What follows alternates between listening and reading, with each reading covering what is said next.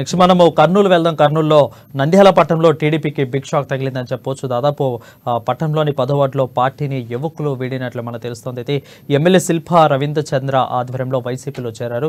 So YCP కండువా కప్పుకున్నారు. దాదాపు 150 మంది యువకులు వైసీపీ కండువాను కప్పుకున్నారు. సో దీని మీద పూర్తి అప్డేట్స్ మా ప్రతినిధి నూర్ పాషా లైవ్ లో అందుబాటులో ఉన్నారు. నూర్ పాషా చెప్పండి. థ్యాంక్ యూ అండి. అయితే నంద్యాల జిల్లా కేంద్రంలోని నంద్యాల నియోజకవర్గంలో తెలుగుదేశం పార్టీ నుండి వైఎస్ఆర్సీపీ పార్టీలోకి వలసల పర్వం కొనసాగుతుందని చెప్పుకోవచ్చు. అయితే దాదాపు కొన్ని రోజుల నుండి తెలుగుదేశం పార్టీకి సంబంధించిన ప్రధాన నాయకులు కార్యకర్తలు తెలుగుదేశం పార్టీని వీడి వైఎస్ఆర్సీపీ అధికార పార్టీ అయిన వైఎస్ఆర్సీపీ శాసనసభ్యులు శిల్పా రవిచంద్ర కిషోర్ రెడ్డి ఆధ్వర్యంలో పార్టీలోకి చేరుకుంటున్నారు. అయితే వీరిని వైఎస్ఆర్సీపీ పార్టీ కండువాను సాధారణంగా స్వాగతం పలుకుతున్నారు నంద్యాల శాసనసభ్యులు శిల్పా రవిచంద్ర కిషోర్ రెడ్డి. ముఖ్యంగా శిల్పా రవిచంద్ర కిషోర్ రెడ్డి మాట్లాడుతూ దేశానికి రాష్ట్రానికి యువకులు వెన్నుముక్క లాంటి వాళ్ళని, రాష్ట్రంలోని ముఖ్యమంత్రి జగన్మోహన్ రెడ్డి పరిపాలన అదే సమయంలో నంద్యాల నియోజకవర్గంలోని శిల్పా రవిచంద్ర కిషోర్ రెడ్డి నాయకత్వంపై నమ్మకంతో యువకులు నాయకులు వైఎస్ఆర్సీపీ పార్టీలో చేరుతున్నందుకు సంతోషం వ్యక్తం చేశారు.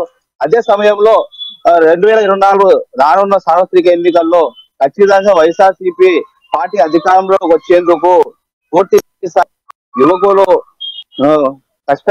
అధికార పార్టీ వైఎస్ఆర్సీపీని అధికారంలో తెచ్చేందుకు కూడా కృషి చేయాలని కూడా ఆశాభావం వ్యక్తం చేశారు నంద్యాల శాసనసభ్యులు రవిచంద్ర కిషోర్ రెడ్డి. రైట్. అయితే నూర్ పాషా, ఇంతవరకు వైసీపీలో ఇప్పుడు చూస్తున్న ఆంధ్రప్రదేశ్లో ఎక్కువగా వైసీపీ నుంచి టీడీపీలోకి వస్తున్నారు. బట్ ఇక టీడీపీలో నుంచి వైసీపీలోకి వెళ్ళాలి. దీనికి కారణం ఏంటి అంటే నాయకుల కలుపుకోలుతనం లేదు టీడీపీలో అనేది ఒక కారణంగా చెప్పవచ్చా? ఖచ్చితంగా చెప్పుకోవచ్చు. అయితే ఇక్కడ నంద్యాలలో గతంలో చూసుకుంటే మనం భూమ బ్రహ్మానంద స్థానికంగా ఎమ్మెల్యే కొనసాగినారు తెలుగుదేశం పార్టీకి సంబంధించి.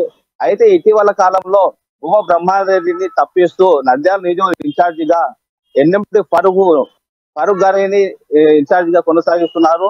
అయితే ప్రస్తుతం అధికారంగా చూసుకున్నట్లయితే పార్టీ యొక్క ఇన్ఛార్జ్ ఎన్ఎండి ఫరూక్ గారు ఉన్నారు. అయితే వారి స్థానికంగా ఉన్నటువంటి ముఖ్యంగా అనుచరులైనటువంటి నాయకులు, ముఖ్యంగా యువకులు కూడా వైఎస్ఆర్సీపీ పార్టీకి ఆకర్షితులవుతున్నారు. ఈ విధంగా చూసుకున్నట్లయితే భవిష్యత్తు 2024 ఎన్నికల్లో ఖచ్చితంగా తెలుగుదేశం పార్టీకి దెబ్బ తగులుతుందా అనేటువంటి విషయాన్ని కూడా స్థానికంగా ఉన్నటువంటి నాయకులు ప్రజలు కూడా ఆలోచన చేస్తున్నారు. రెడీతే నియోజకవర్గాల ఇన్ఛార్జీలు అయితే ఇప్పటికే వైసీపీ ప్రకటించింది. బట్ ఇక్కడ టీడీపీ మాత్రం ఇంకా ఎవరిని కూడా ప్రకటించలేదు. ఇదొక కారణంగా టీడీపీని వీడి వాళ్ళ నియోజకవర్గాల్లో ఉన్న ఇన్ఛార్జ్ ఎవరో తెలియక టీడీపీని వీడి వైసీపీలోకి వెళ్తున్నారని చెప్పుకోవచ్చు ఒక రకంగా. అంటే ముఖ్యంగా ఇక్కడ చూసుకుంటే తెలుగుదేశం పార్టీ కాదు, వైసీపీ అధిష్టానం కూడా ఉమ్మడి కర్నూలు జిల్లాలైన కర్నూలు, నంద్యాల జిల్లాకు సంబంధించి అభ్యర్థుల జాబితాను కూడా ఇంతవరకు పూర్తి స్థాయిలో అయితే విడుదల చేయలేదు. అయితే కేవలం కర్నూలు పార్లమెంట్ అభ్యర్థిగా మేయర్ కొనసాగినటువంటి బివై రామయ్యకు పార్లమెంట్ అభ్యర్థిగా కొనసాగించారు. అదే సమయంలో కర్నూలు జిల్లాకు సంబంధించి ఎమ్మిగనూరుకు గతంలో ఎంపీగా కొనసాగినటువంటి బుట్టా రేణుకను ఎమ్మిగనూరు నియోజకవర్గము అభ్యర్థిగా ప్రకటించడం జరిగింది. అదే సమయంలో ఆలూరు నియోజకవర్గాన్ని చూసుకున్నట్లయితే గతంలో మంత్రిగా పనిచేసిన గుమ్మనూరు జయరాంను తప్పించి మరొకరికి కూడా స్థానం ఆలూరు కూడా ప్రకటించడం జరిగింది వైసీపీ అధిష్టానం. అదే ఆ విధంగా చూస్తే తెలుగుదేశం పార్టీ, మరోవైపు అధికార పార్టీ వైసీపీ కూడా ఉమ్మడి కర్నూలు జిల్లాలకు సంబంధించి అభ్యర్థులను పూర్తి స్థాయిలో ప్రకటించలేదు.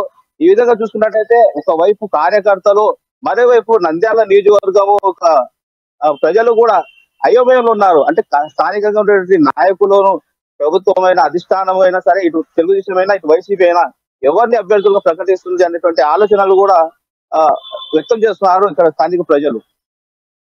Right. Thank you Noor Pasha.